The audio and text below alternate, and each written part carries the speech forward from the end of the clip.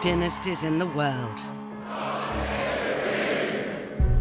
For more than a century, the lives of the Windsors have enthralled the nation, mesmerized the press, and inspired some of the most popular films and dramas of recent decades.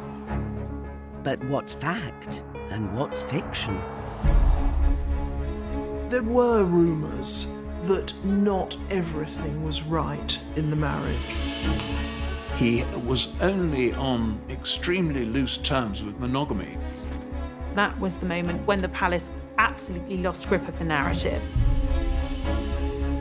In this series, we delve deep into the archives to reveal controversial documents concealed for decades. This is a handwritten note saying, we're going to tap the King's phone. And meet royal insiders who witnessed history firsthand.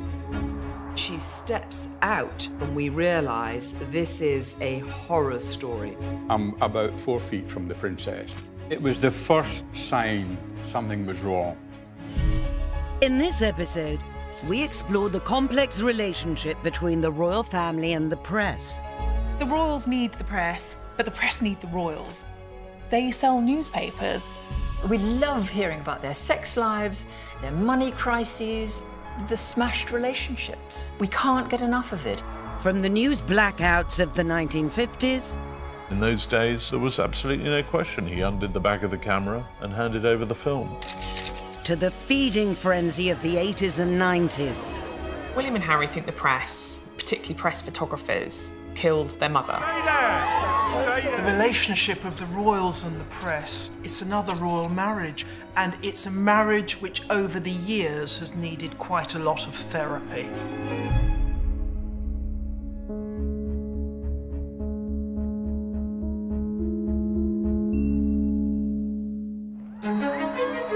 In October 2016, news broke that Prince Harry had a new love interest.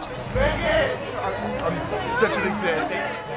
American actress Meghan Markle. You guys, thank you so much. When it was revealed that she was actually dating Prince Harry, she became the most Googled woman on the planet. As naive as it sounds now, I did not have any understanding of just what it would be like. I tried to warn you as much as possible. Meghan became an immediate target for the world's media, who approached friends and family hunting for any information on her past. Meghan had been very upset by some of the coverage. She then came to London in a friend's private jet and came to Kensington Palace and was kind of in tears about some of the really mean comments. I was told that Meghan felt from an early stage that the press, the British press, she felt was out to get her. Harry's told me that he has read stuff in newspapers and he has found it really, really difficult to try and ignore it. But when your girlfriend's in tears crying, what are you going to do? You know, the knight in shining armour rises to her rescue and says, right, enough is enough. Harry's response was an unprecedented official statement condemning media treatment of Meghan. It said a line had been crossed and that Meghan had experienced a wave of abuse and harassment with outright sexism and racism from social media trolls. Very strong language from Harry. You could hear his voice. Angry, very angry. It took everyone by surprise. They didn't tell anyone else they were doing it, they just did it. I know from other very senior aides, eyebrows were really raised about it. In the past, the attitude of the palace was never complain, never explain. All of that has changed, I think, with the young royals. William and Harry grew up watching what happened to their parents' marriage, watching the part that the media played in that. They saw their mother harassed to the point of tears time and again. They grew up utterly determined that they would protect themselves and particularly their loved ones. Palisades have told me this ad infinitum, and it won't be a surprise, that William and Harry think the press, particularly press photographers, killed their mother. When Harry feels his then girlfriend's under attack, when William felt his then girlfriend's under attack, when William feels that, his kids totally off limits, you have to understand that that is where those feelings come from. How well are you coping with all the press attention? You can tell. Are you bearing up with it quite well, though? Because it must be quite a strain with all of us now. Well, it is, naturally. From the moment she burst upon the royal scene, the media was obsessed with Princess Diana. Diana was so popular, putting a photograph of Diana on the front page could double their circulation. Ken Lennox photographed the royal family for over half a century. In 1982, he took a set of pictures that generated national outrage. I mean, I regret taking these nowadays. I do. That's the kind of thing it was. I never did anything like that before or since. Charles and Diana were on a private holiday in the Caribbean, and Ken was dispatched by the Daily Star to land a royal scoop. I'm about 3/4 to a mile away. Between my knees and my shoulders in water, with a big long lens, a bit like a drain pipe with a bit of glass at either end of it. And to keep it steady, I tied it onto a tree at one end, and much to my surprise, Diana and Charles and Lord Romsey walked down the beach. Diana was in a bikini, and I took some photographs. Ken's pictures appeared on the front page of the Daily Star. What made them so sensational was not just the intrusion, but that Diana was photographed 4 months pregnant. I mean, today, you'd think, what's the problem? She had her clothes on, who cares? But here was the woman who would one day be queen, we thought, with her pregnant tummy on display to the world. Really shocking at the time. But back in the Caribbean, Ken Lennox was oblivious to the impact his pictures were making. I phoned the office and said, I've got better stuff. I've got Diana and Charles kissing, just their heads bobbing in the water. Diana's throwing a towel over Charles's head, and she's hugging him. Silence. I said, is there something wrong? He said, yes, your editor has just been fired because they've been published. I felt sick. I think the palace was appalled. I mean, it's rare for the Queen to make a statement, but she called it the blackest day in the history of journalism. But wind the clock back 50 years, and the royal family had an iron grip on the British press. During the 1930s, the traditional social hierarchy, where the crown was at the apex of the social pyramid, was still largely accepted. In Britain, there wasn't really, at that time, much of a sort of either an appetite for salacious news. It was still a very deferential society. A few hours ago, I discharged my last duty as King and Emperor. Even on the brink of the abdication, the British press remained subservient to the royal family, unwilling to report on the scandalous relationship between the King and Wallis Simpson that had been brewing for months. The abdication was a complete bolt from the blue for most of the British public. This fabulous photograph just sums up the sense of complete shock. The King, grave issues, the King and Mrs. Simpson. People had no idea about this. It does seem extraordinary today that something as big as this could stay secret for as long as it did, for months. In the summer of 1936, you had the King going on holiday on a cruise in the Mediterranean with his lover. It was all over the papers in America, it was all over papers around the world. The British public had no idea.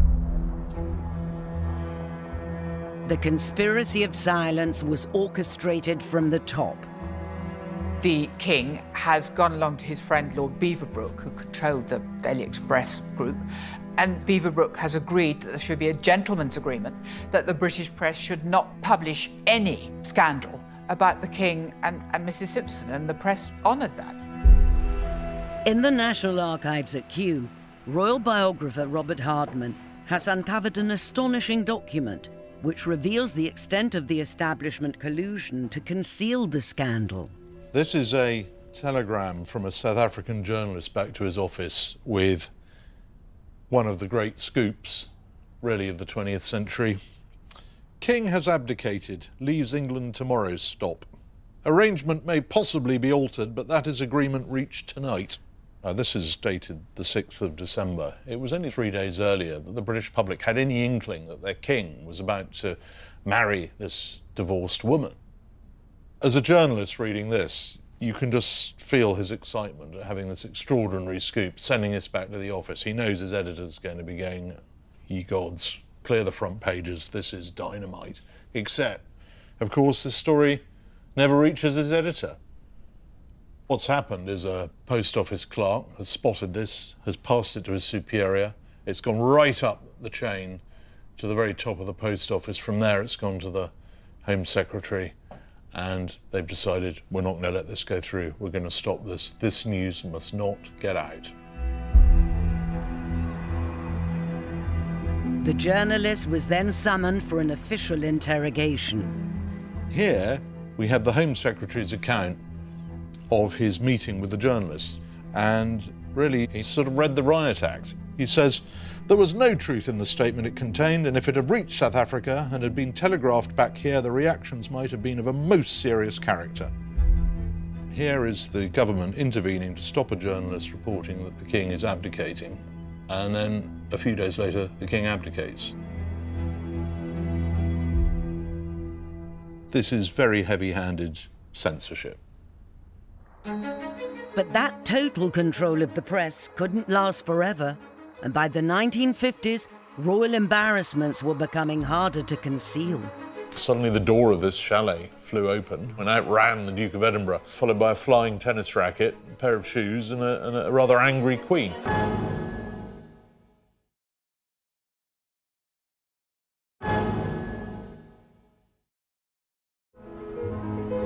Over the past century, the royal family's relationship with the press has often been challenging. Every generation has to come to terms with an entirely new media climate. What the young royals put up with today would have been absolutely inconceivable to their father, let alone the Queen. At the start of the Queen's reign, the press could still be relied on to toe the royal line. While researching the Queen's 1954 tour of the Commonwealth, royal biographer Robert Hardman uncovered revealing evidence of the royal family's power over the press that was nearly lost to history.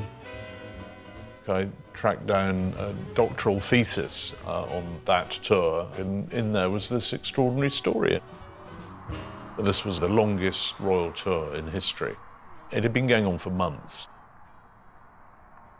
The Queen and Prince Philip were given this chalet in the Australian state of Victoria where they could spend the weekend, and they were supposed to, basically it was time out. It was a fairly idyllic hideaway, and they'd forgotten that they were due to be filmed by a Commonwealth Broadcasting unit. Suddenly the door of this chalet flew open, so the cameraman thought, well, okay, we're starting, turned on the camera, started filming, at which point out ran the Duke of Edinburgh, followed by a flying tennis racket, a pair of shoes, and a rather angry queen. There was a sort of deathly silence. What did we just see? The Queen's press secretary was there in no time.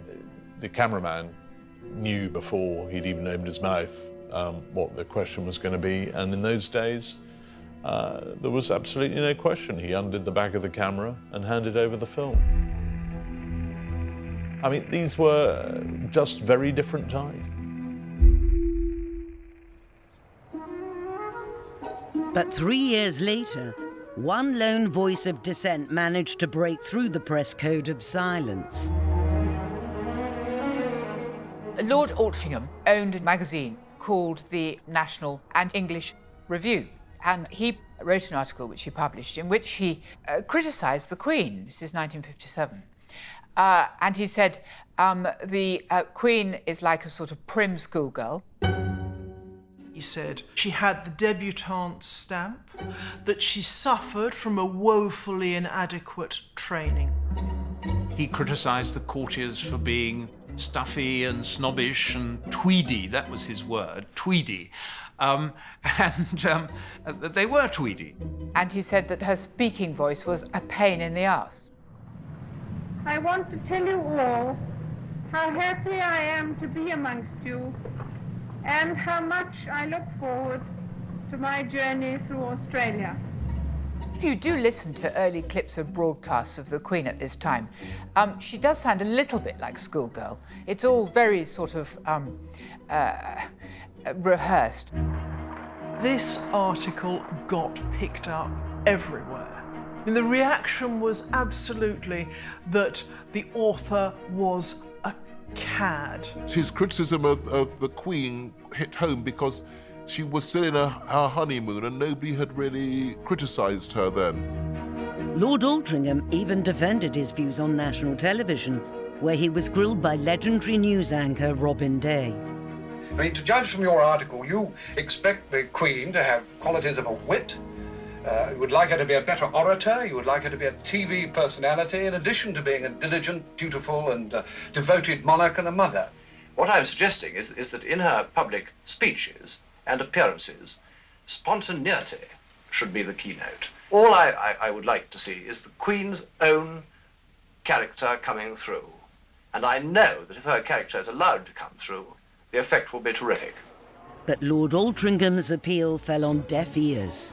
Lord Altrincham became a sort of figure of hate, and he had awful sort of anonymous letters threatening him. I mean, you know, he was lucky not to be challenged to a duel. As he was leaving the television studios after his interview, Lord Altrincham was physically attacked. An ex-soldier slapped Lord Altrincham flat in the face. He was fined, I think, a pound, something, and the judge sort of said, well, 95% of the population would agree with what you've done. And he himself said that he'd only done what Prince Philip would have done had he been able to do it. The irony is that in the long term, Lord Altrincham may actually have done the royals a bit of a service. There was an awareness that even the Queen needed to move with the times. In the wake of Lord Altrincham's criticisms, the Royal Court cut back on outmoded traditions, including cancelling the debutante's ball. But the palace's changes were glacial compared to what was happening outside in the real world. Deference and restraint were giving way to the freedom and revolution of the swinging 60s. One unpublished picture taken by veteran photographer Ken Lennox in the early 60s shows how the royal family was still out of sync with the public mood. This is a shot of the Queen arriving by the royal train in Aberdeen, and she's got the corgis, and she's stepping off the train. Now, that's the Queen pregnant. This is a very unusual picture. In those days, you didn't publish photographs of the Queen being pregnant. They were very much sort of private use and so on. I think the public would have loved to have seen the Queen pregnant, but there was a barrier, there was a protocol, and things were done in a certain way. I mean, it was almost Victorian.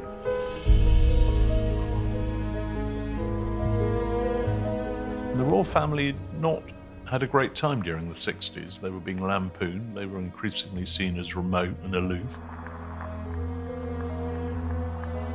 The monarchy is an oil tanker. It takes a long time to switch course, but very gradually it did switch course. In 1968, the royal household came up with an idea that would show the British public the royals were just like them. Prince Philip was rightly aware of the importance of, modernising the monarchy, stopping it from being perceived as being sort of fuddy-duddy and out of date and tweedy and all the things that Lord Altrincham had said the previous decade. The obvious sort of new media of the time was television.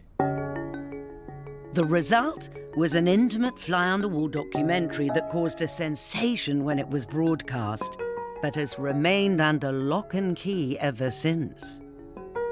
The idea was that people didn't quite appreciate what the Queen did, so this documentary was to show her at work in every aspect of her very dutiful life, and also at play, show her as a domestic woman.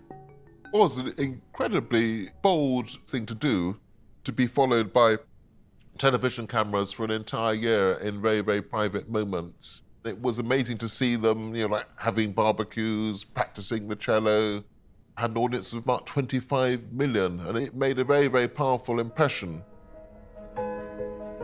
But almost as soon as the documentary was broadcast, the royal family had second thoughts. The Queen, who has copyright over it, put the shutters down, and it will not be shown again unless the royals agree, and they never have agreed. The royal ban remains so complete, the only footage still widely available is a few grainy black and white clips.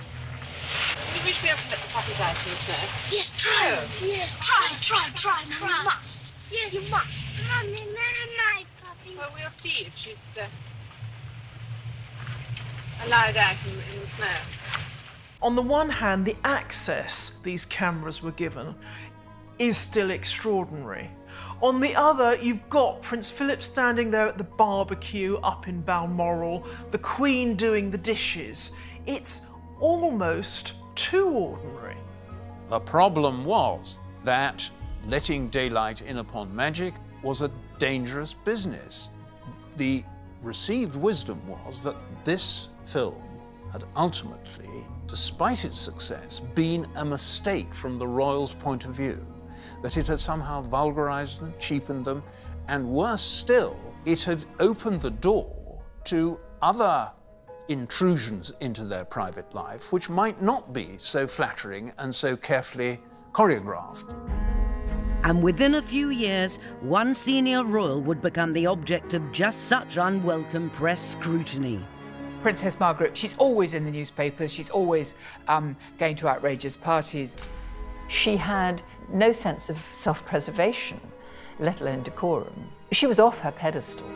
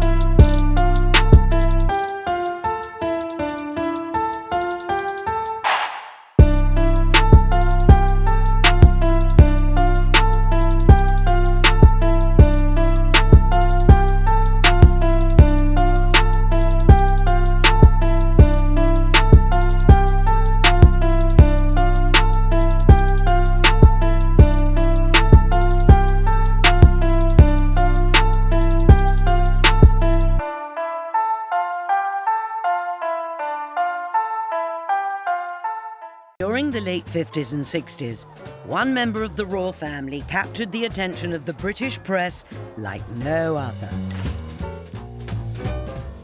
Princess Margaret was a gift to the press. She loved to party, she loved to drink.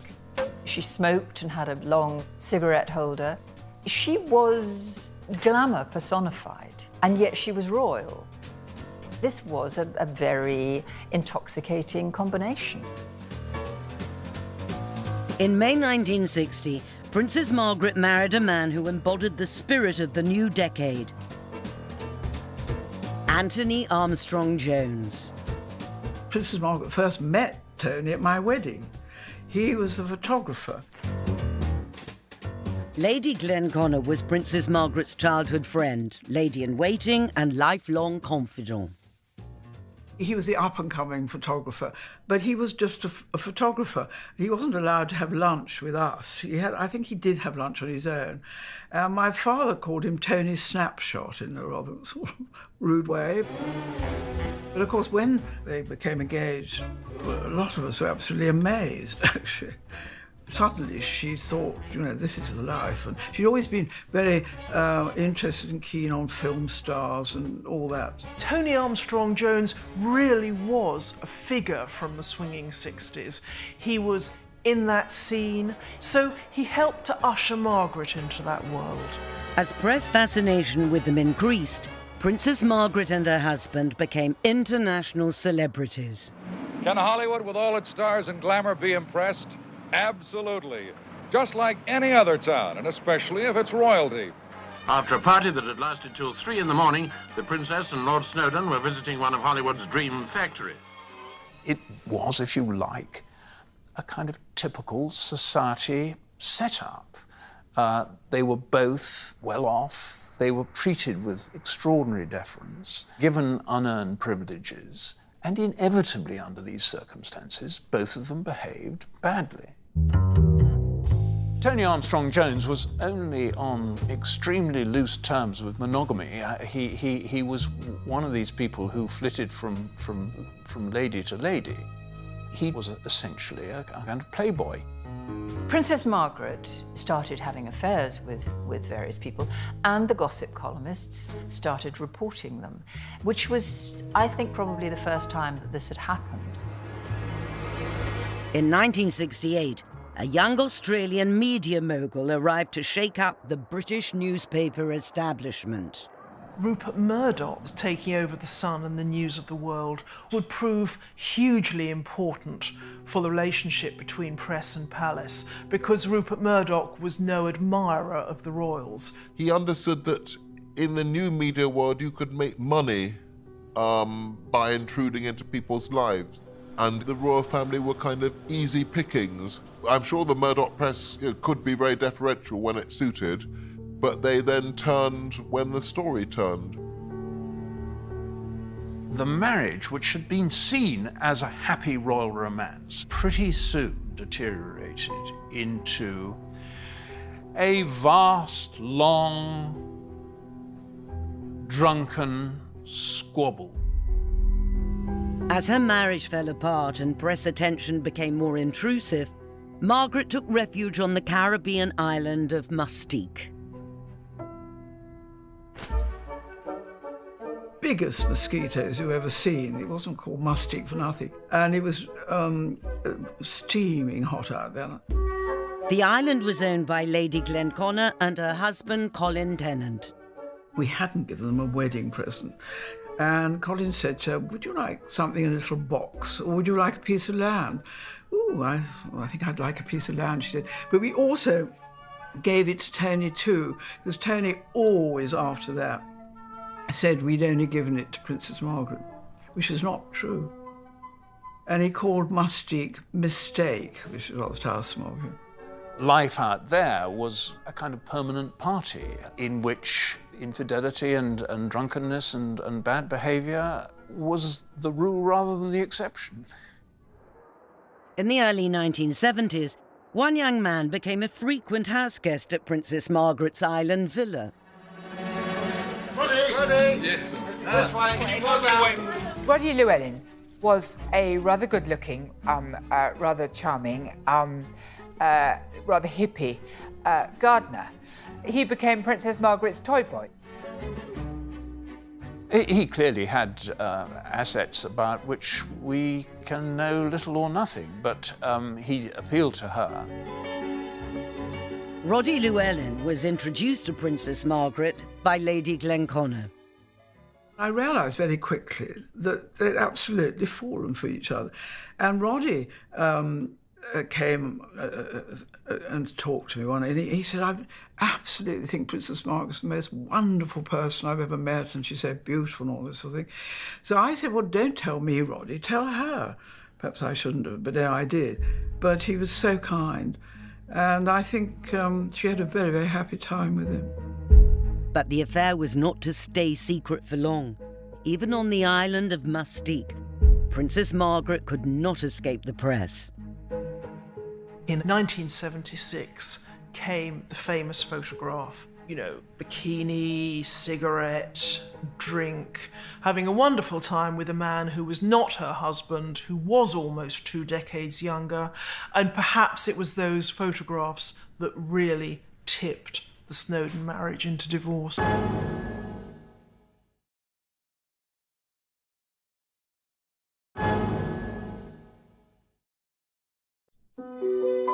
The monarchy was supposed to be the head of our morality. It was supposed to be the presentation of ourselves behaving well. Well, in Princess Margaret's case, it was the presentation of ourselves behaving badly, and the press loved all that. She had no sense of self-preservation, let alone decorum. She was off her pedestal. But rather than outrage at press intrusion, the Mustique pictures provoked outrage at Princess Margaret's behaviour. The 70s were a hideously tough economic decade, and perhaps that's why there began to be more discussion, more hostile discussion, of the extended royal family and the amount it cost and the privileged lifestyle it seemed to be living. That time, she, along with others, were paid for by the civil list, and therefore the taxpayer was paying for her lifestyle. It was perhaps the beginning of people questioning what the monarchy was all about, and should it be financed by the public, and were they really any better than us? The greatest threat to the monarchy is not republicanism, it's not extremism, it's not even the media. The greatest threat is irrelevance. The minute you start to be irrelevant, you start to lose interest, and then it's a pretty short road from there to what's the point. But if the royal family in the 70s was in danger of being seen as remote, in 1980, a new star arrived to make it seem relevant all over again. Des, we thought it was going to be an announcement on his 32nd birthday. Have you any comment to make about that? Maybe done. During the 80s, there is a complete sort of revolution, really, in the relationship between the press and the royal family, and we have the cult of celebrity. And then at the centre of all this is Diana, who is amazingly, probably rather unexpectedly photogenic, and who becomes an absolutely central narrative of the 80s and 90s. To make a mess of a photograph of Diana, you've really got to be bad. Ken Lennox started photographing Diana from the moment she was first linked with Prince Charles.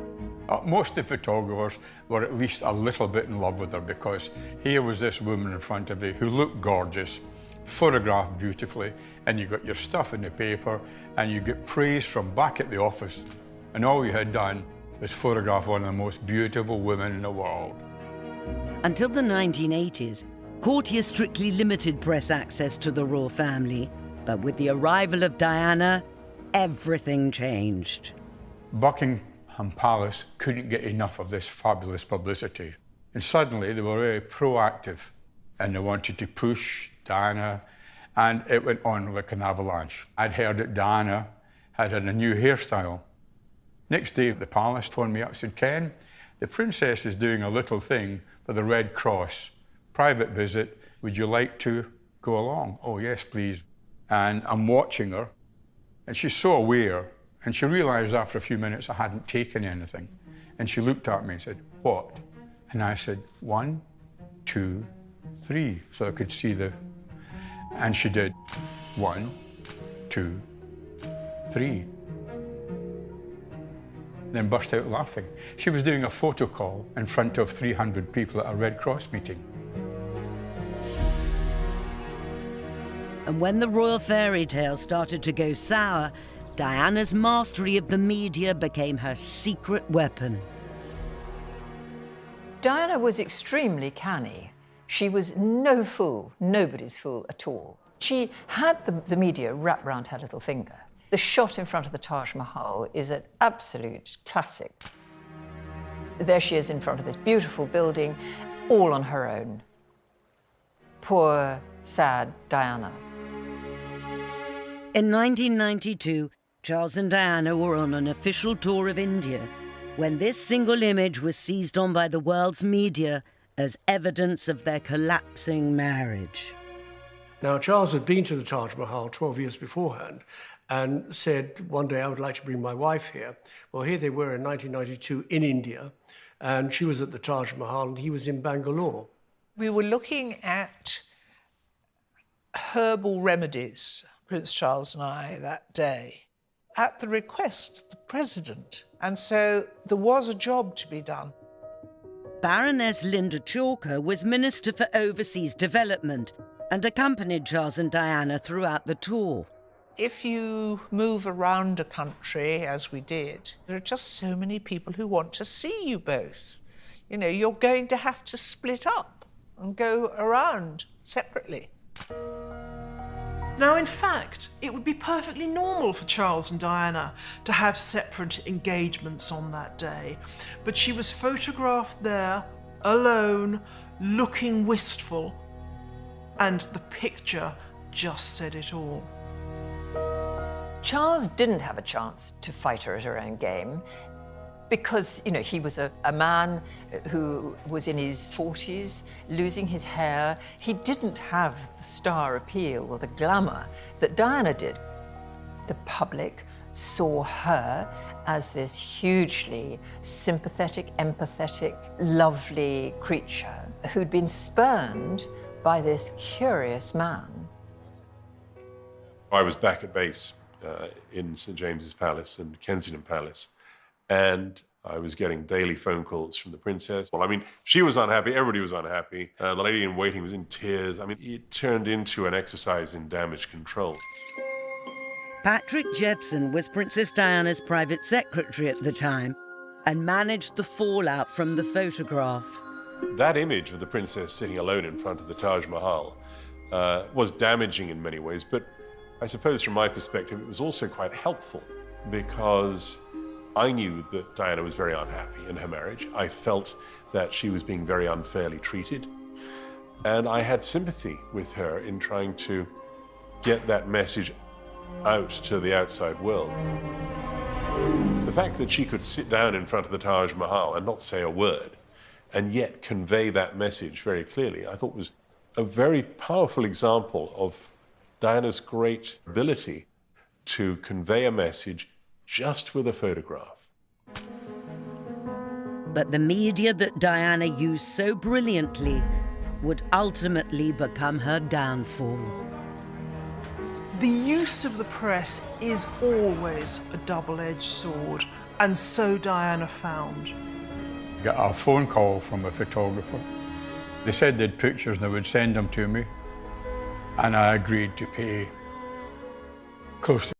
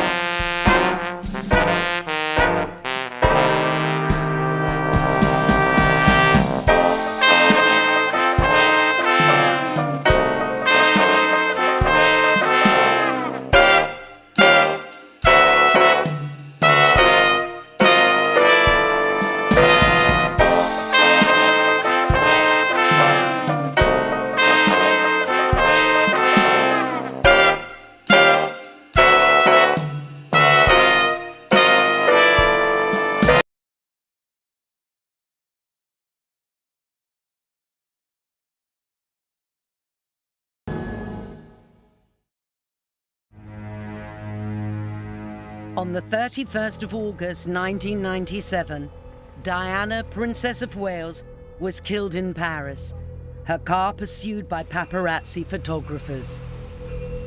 The use of the press is always a double-edged sword, and so Diana found.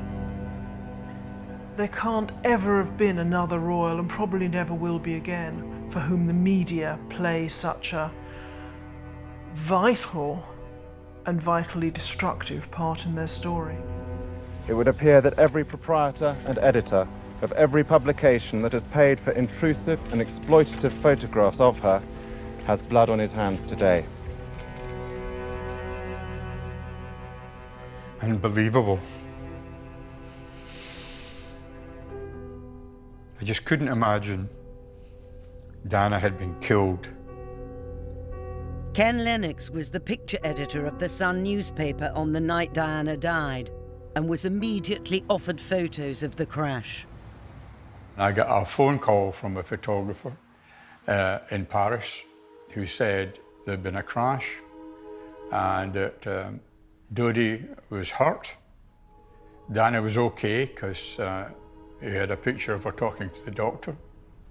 So they said they had pictures and they would send them to me. They wanted a lot of money for them.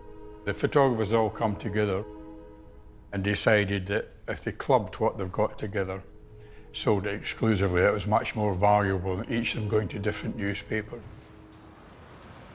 So I went into Wapping. I looked at them and I agreed to pay close to £1 million. And I thought she would be as right as rain within a couple of days, and we had this fantastic exclusive. And very quickly, the announcement came through that the Princess of Wales had died.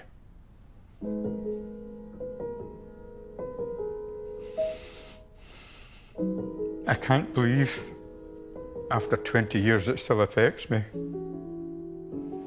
Suddenly, one of the biggest photographic scoops of the decade had become a toxic liability. First thing the editor said to me when he came into the office, he came in about 7:15 in the morning, and he said, "Where are the photographs now?" I said, "I've removed them." And he said, "For God's sake, don't let anyone get near these. It's your responsibility." This is it. In the hours following the crash, paparazzi who'd been chasing Diana were arrested. I blame the Sun newspaper and the ilk. And across the world, there was an angry backlash against the media and photographers. You press that killed her. You're the scum. Yes. The pictures bought by Ken Lennox remain locked away to this day. They actually belong to the photographers who took them, but they do not want to know anything about it. I put them into a blind, which means my solicitor has given them to another solicitor who's not known to me, and he has made arrangements for them to be safeguarded. And the instructions are, if I die, hopefully the Royal Photographic Society will come along and safeguard them, because they're part of a history. And as a photographic history, you can't destroy them.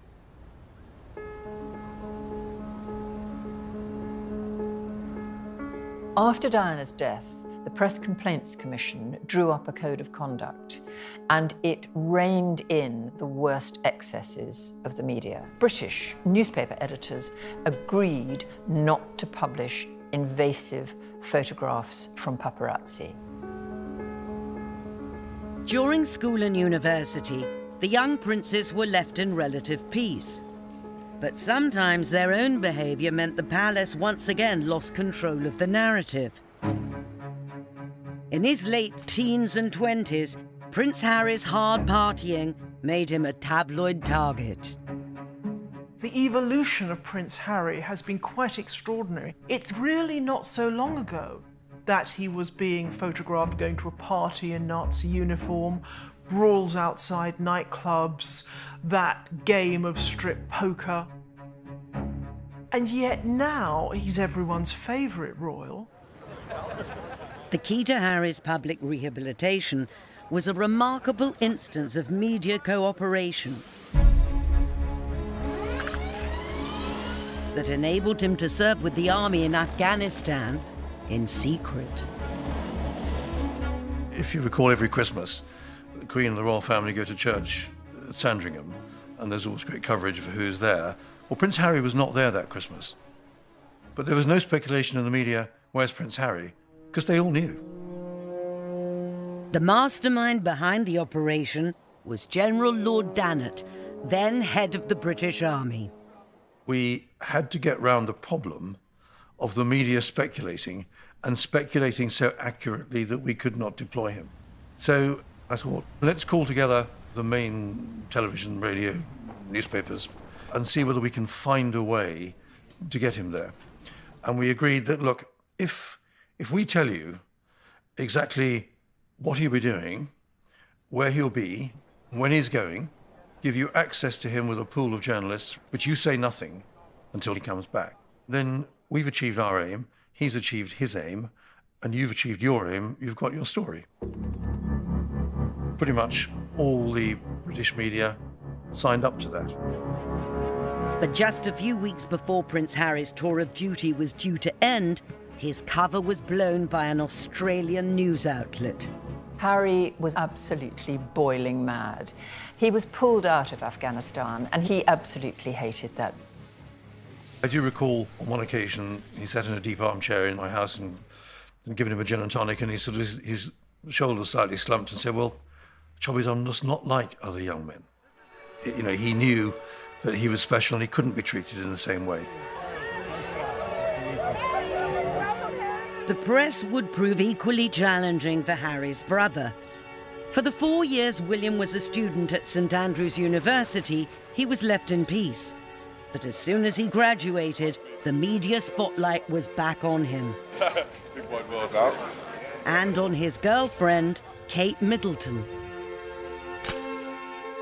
Kate's life was never the same.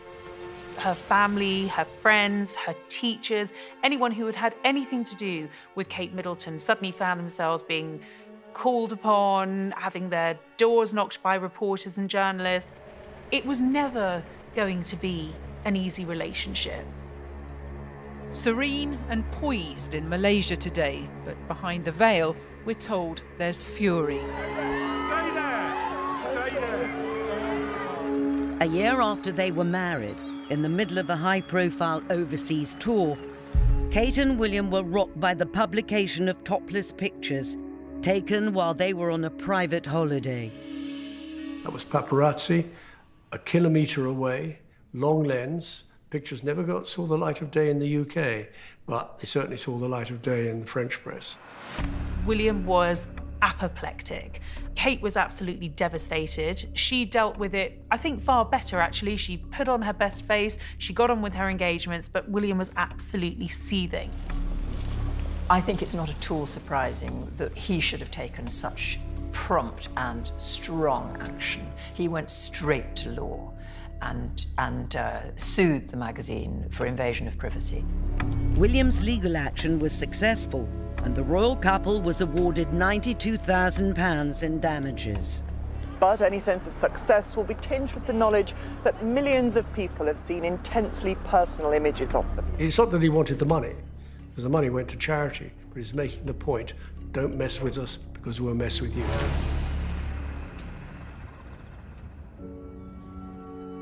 Over the past century, the Windsor dynasty has used the press and been used by it. It's a difficult, often fraught relationship, and one that the next generation will need to manage with care. William does the right thing. When babies are born, he stands there, turns his head to the cameras, puts his family on show. But he thinks it should stop there, and he's done everything to make sure it stops there. The younger royals will expect to be able to step onto the stage, perform their duties, and then step off it again. Whether the press have quite the same expectations is another question. The idea that we're only going to be interested in the good work they do, and of course it's good work, but not interested in everything else about them is unrealistic. You're going to be a public figure, Harry, William, for 50, 60 years. So don't worry about tomorrow's headlines. Play the long game. The Queen's old adage is, we have to be seen to be believed. It's always been a problem with the modern monarchy. How do you square quest for normality with being one of the most famous people on earth? Next time, we look at how the Queen has handled some of the greatest disasters of her reign. Anything that could go wrong did go wrong. The flames seemed to be 200 feet high. My brother and I, we actually heard the bomb go off. And find out what it takes to be the Queen when your family and the nation are tested to the limit. Being queen, being monarch, is a very lonely job.